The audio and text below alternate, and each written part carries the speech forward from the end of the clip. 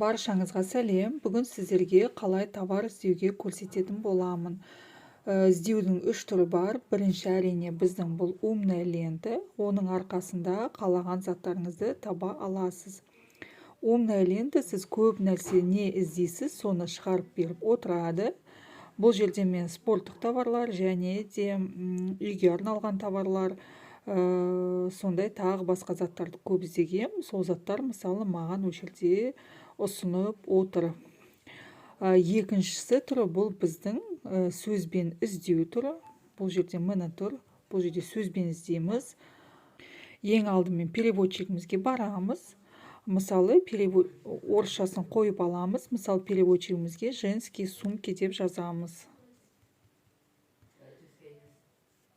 Копировать етіп аламыз. Копировать етілді. Енді үстіне мына жерге басып вставить етіп қоямыз. Поискті басамыз.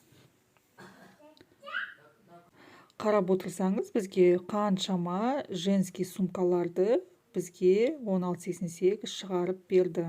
Көріп тұрғандарыңызда, мына жерде бағалары да өте арзан болып келеді. Себебі бұл оптовый бағалар.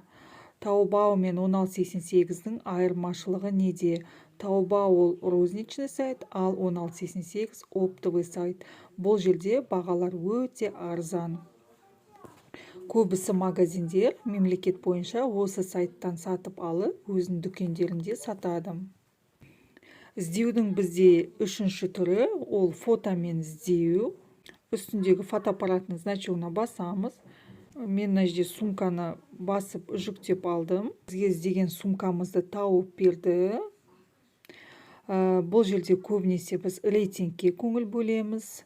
Және де қанша адам сатып алды, соған көңіл бөлеміз.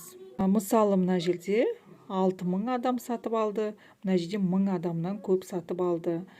Мына осы сумкамызға басса, бұны қорықпай ала берсеңіздер болады.